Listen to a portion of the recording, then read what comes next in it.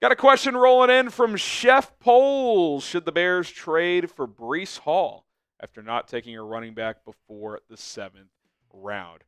Obviously, there's been a lot of running back buzz for the Bears, whether it's signing Nick Chubb, J.K. Dobbins, trading for Breece Hall, or Kenneth Walker, Zach Charbonnet. There was rumors before and during the draft that Seattle could be willing to part ways with one of those two players. That did not happen during the draft. Breece Hall, there's some chatter he's a little unhappy in New York because Aaron Glenn wants to go to more of a committee approach. Well, news for him, if he came to Chicago, I don't think he would just be the 3-down just bell cow. I think he'd have a big role, and he would probably end up being the starter with Swift more of the change of pace back. But that's kind of just today's NFL. There's not many Derrick Henry, Saquon Barkley type of teams anymore where it's just one guy, then the occasional sub. I like Breece Hall. I thought last year he was a little underwhelming given the hype heading into that season, but he's a good pass catcher as well, so he can play on third downs. He's entering the final year of his rookie deal, so if you trade for him, are you giving him an extension? Are you playing this year out? How much does a trade cost? I kind of thought when the Bears picked up that future fourth-round pick from the Rams, maybe that's a type of pick you could trade to the Jets, like a 4 next year to get Breece Hall. I'm not sure that would get it done, but I don't think I'm trading a day 2 pick to get Breece Hall in here, given his contract status. And while he's been good, he hasn't been great yet, in my opinion, in the NFL. Do the Bears need another running back, or do you think they can roll with what they got? Type Y for yes, type in for no. I think they probably should add another player here. It's not a massive need. Like, could you play in a game today and feel okay? Yeah, like you could roll with Swift, Roschon, and Monangai. I think can get by just fine. But if you're trying to elevate the floor of that room, I do think you should probably add someone.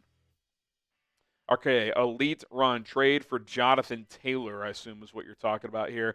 I just don't see the Colts doing that. Like, they're trying to make it work with Anthony Richardson this year. The head coach and GM are on the hot seat. I don't think trading your best offensive player gets you off the hot seat and helps your quarterbacks out. I know there's been chatter that maybe they'd be willing to part ways with Jonathan Taylor. Listen, if he was available for like a third-round pick, I'd probably consider it. I love Jonathan Taylor. I think he's a top six-ish running back in the NFL. Like, talk about kind of being the final piece to this offense. If you got him on board, a Jonathan Taylor, DeAndre Swift backfield with all the weapons you have at your disposal, it's like, Caleb, go get the job done because you got everything you could ask for just about. But I just don't see the Colts making him available. Maybe mid-season, like if things are off the rails in Indy and they're like 1-5 or something, maybe they'd be willing to trade him for a day 2 pick. But I can't imagine that before a critical year for the head coach and GM in that franchise, they'd be willing to part ways with arguably their best player on the team. Okay, Cornelius Pryor, the Bills GM, crashed out on local radio. I couldn't picture Ryan Poles doing anything like that. I saw a couple quotes about how basically Bills media is now saying, you don't have any receivers. And he basically snapped back and said, in 2018, you said something about Josh Allen, and now you're saying he doesn't have enough weapons, yada, yada. You talking to me, Hail Mary against Commanders crash out, or what level are we talking about here? I haven't actually heard it yet, but yeah, look, sometimes coaches and front office execs, they tee off on the media via radio or press conference, whatever the case may be. We've never really seen Poles do that. He keeps it pretty professional, but at the same time, Brandon Beane, he's pretty established there in Buffalo, so he can kind of do whatever he wants.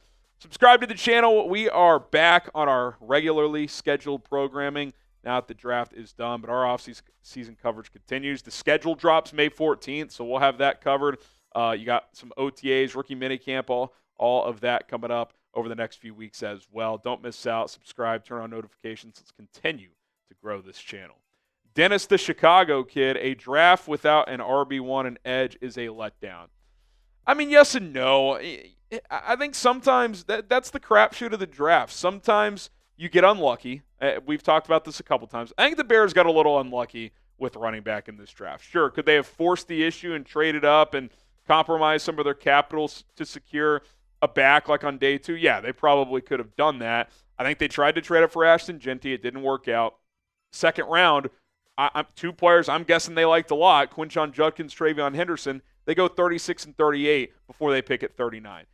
It's hard to know if that's going to happen, right? So yeah, you could have traded up to like 34, maybe, but you have to convince that team to trade with you. So it's just tough. Same thing happened in the fourth with Bashal Tootin and Cam Scadaboo. I think a couple of players they would have been interested in at 109. They were gone by 107, I believe. So just kind of one of those things. Edge, I think the jury's still out on what the plan is with Shamar Turner. Could Javon Dexter play some edge? I'm with you. I thought this was a draft to get a good edge rusher, but I think the Luther Burden thing just kind of threw them a curveball. That might have been a spot where they would have taken JT Tuimoloau, but I think Luther Burden's a better prospect than JT Tuimoloau. Both Johnson and Poles talked about it after the draft. They stuck to the board pretty firmly. Like they did not want to compromise that, and they felt like Burden was too good of a player to pass on. So, sure, from a positional standpoint, you would have liked to at least get one of those, but you get Luther Burden, who's got major potential, like that could turn into a star for this offense. So I think with a little give, there's some take as well. So that's kind of the beauty and the ugly part of the draft. You don't know how it's going to play out, especially after the first couple picks. Okay, Jacob Stark, Chicago Bears have a top blank tight end group. Oh, man, it's got to be pretty high if Loveland is who they think he is, right? Let's say Loveland, I'll throw a number. Let's say he has 500 yards this year.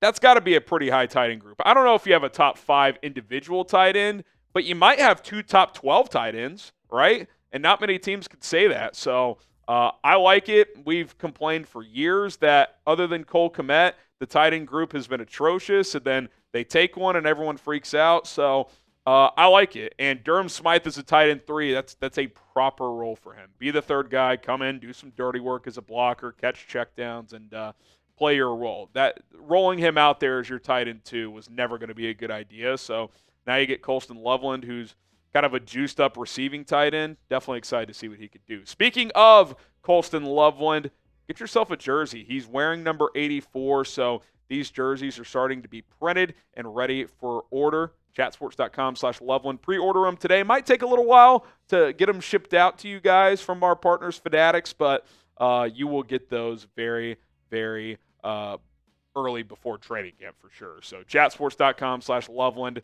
Click and shop today. Link is in the live chat, in the comments, and the description. Okay, Augustine, should Jeremiah Love be the top pick for the Bears in 2026? Did you watch my 4 Verts mock draft? I think you watched my 4 Verts mock draft. If you're unfamiliar with 4 Verts, it's my NFL and college football YouTube channel. Did a way too early round 1 2026 mock draft. I may or may not have taken Jeremiah Love for the Bears. I would love that. I mean, we'll see if he has another monster year. He could be next year's Ashton Genty where he goes in the top 10. And hopefully the Bears aren't picking top 10. But, if they're picking maybe, 14 to 20 and he's in that range, I could certainly see him being a player that the Bears target. Or if the Bears have a great year and they're picking lower, maybe they identify him as a guy they'd be willing to trade up for.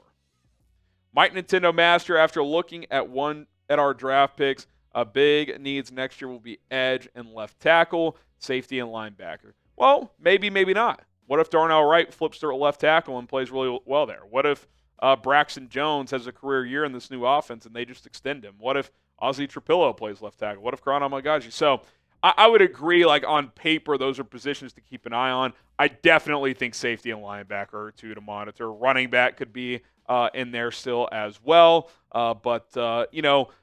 Every year, every team kind of is like, yeah, these are probably the positions we'll need next year. And then a surprise position pops up. Could cornerback be one, for example? What if Tyreek Stevenson's not the answer, right? You might need a CB next year. So we'll see what happens on that front. But luckily, that's something to figure out several months down the road. Who's going to win the NFC North this year? Type CHI for the Bears, FGB for the Packers. If you're going to predict the Packers, at least get FGB in the chat. DET for the Lions or MIN for the Vikings. Detroit is the betting favorite to win for a third straight year. But I think all 4 teams have reasons they could win it and reasons they couldn't. I think it's going to be a fun division once again. And I think this year, unlike last year where it took 15 wins to win the division, I think 12-5 could win it this year because all 4 teams have tough schedules having to play the AFC North as the crossover division. Okay, Lacora, is it possible if the Bears sign Nick Chubb and trade DeAndre Swift, because I believe Swift could start somewhere else and Monungai wants to be their RB3 behind Rojo? I think Monungai is going to get to compete with Roschon Johnson. So that's number one on that front. At this point, I think Swift is clearly on this team. I don't think there's anyone you could bring in that would clearly be an upgrade. Now, look, maybe you sign Nick Chubb and he looks like the Nick Chubb of old and he's your starter, but then Swift is still clearly your RB2. I think they have a plan for Swift. I think he's going to be on this team.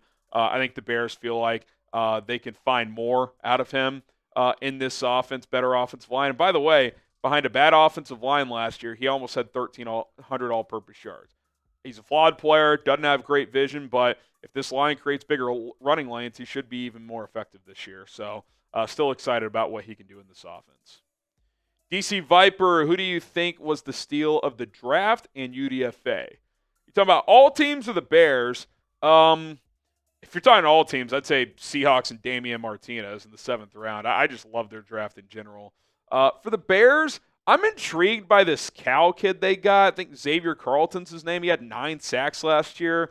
Pretty intriguing size, power profile, too. I think he's like 6'5", 270. So I'm keeping an eye on him, especially since they're a little thinner at edge right now as far as UDFA. As far as Bears draft steal, it's got to be Luther Burden, right? I mean, I think he was worthy of going to the 1st round, and you get him at 39. So, yeah, those are a few names I would throw out there.